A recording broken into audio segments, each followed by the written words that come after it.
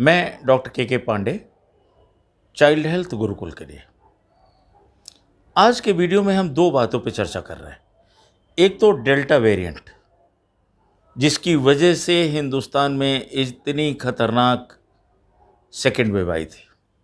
अब वो 110 देशों से ज़्यादा में फैल चुका है। दूसरी चीज़, वैक्सीनेशंस के बाद आपको कितना ज़रूरी है कोविड अप्रोप्रिएट बिहेवियर को फॉलो करना, क्योंकि हमारे देश में जैसा आप देख रहे हैं लोग फॉलो नहीं कर रहे हैं। लोग सोचते हैं मुझे वैक्सीन लग गई या अब तो बीमारी है ही नहीं। केरल की आज की सिचुएशन देखिए तो कितनी खराब है।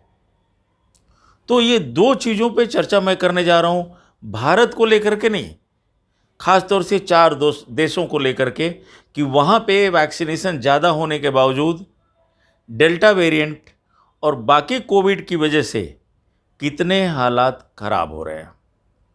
ये चार देश हैं यूएसए, इजराइल, यूके और सिंगापुर।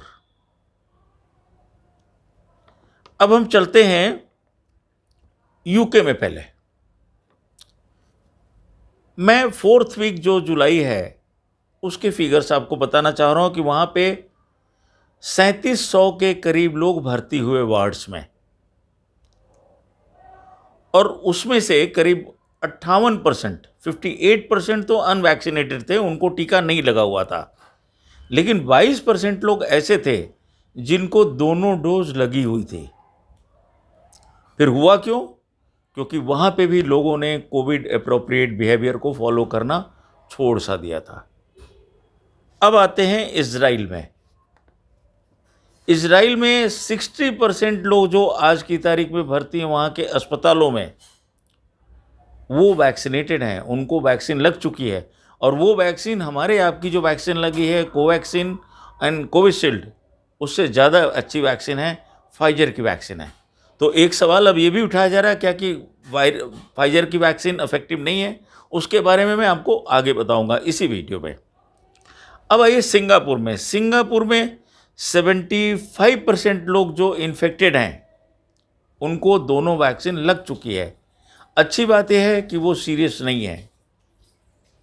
यूएसए में 83% लोग जो इन्फेक्टेड हैं उनको वैक्सीन नहीं लगी हुई है, और 97% जो सीवियर केसेस हुए हैं वो अनवैक्सीनेटेड में हुए हैं। तो ये एक अच्छी बात भी है। तो ये तो ज़रूर है कि वैक्सीन ट्रांसमिशन को रोकने में उतनी कामयाब नहीं है। अगर वैक्सीन लगी है तो ये मतलब नहीं कि आपको बीमारी नहीं हो सकती, बीमारी हो सकती है।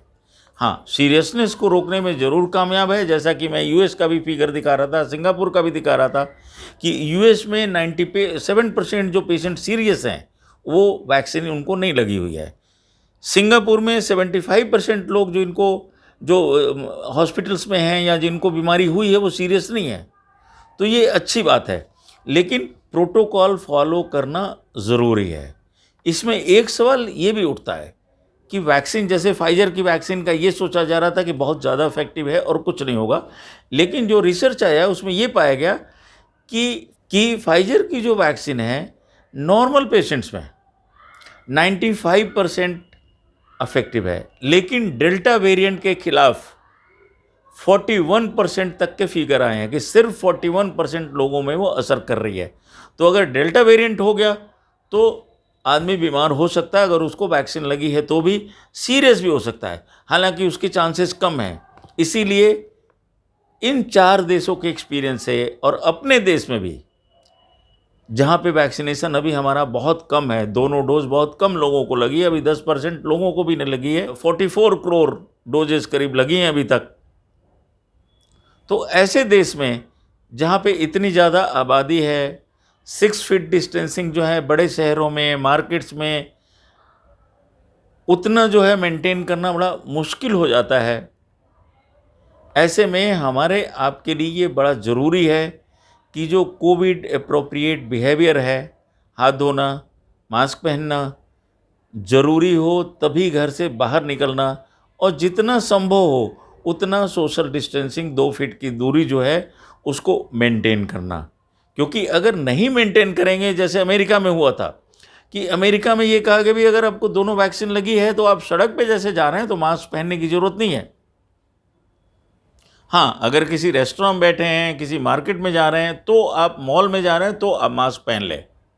लेकिन लग रहा है कि ये रिवर्स करना पड़ेगा, इस ऑर्डर को सरकार को वापस लेना पड़ेगा, क्योंकि वहाँ भी लोग बीमार पड़े हैं जिनको वैक्सीन लगी थी, और हर शहर में, हर देश में बीमार पड़ रहे हैं जिनको वैक्सीन लगी है, क्योंकि वैक्सीन का काम सीरियस बीमारी और हॉस्पिटल में भर्ती होना रोकने के लिए है।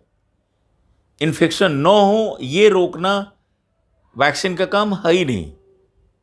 तो इसलिए ये ज़रूरी है कि आप सावधानी बरतते रहें, ख़ास तौर से थर्ड वेव के जो आशंका है, जैसे आप देख रहे हैं केरल में, नॉर्थ ईस्टर्न स्टेट्स में, महाराष्ट्र में कितने बुरी हालत है।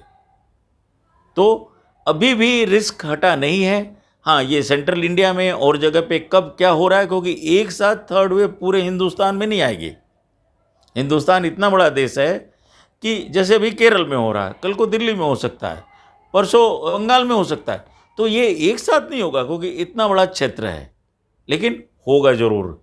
कितना सीरियस होगा, कितने दिन रहेगा, ये हमारे आपके बिहेवियर पे डिपेंड करता है, वैक्सीनेशन पे डिपेंड करता है, और साथ में म्यूटेशन वायरस में कितना हो जाता है उस पे डिपेंड करता है। अपना ध्यान रखें, फिर मिलते हैं अगले वीडियो के साथ।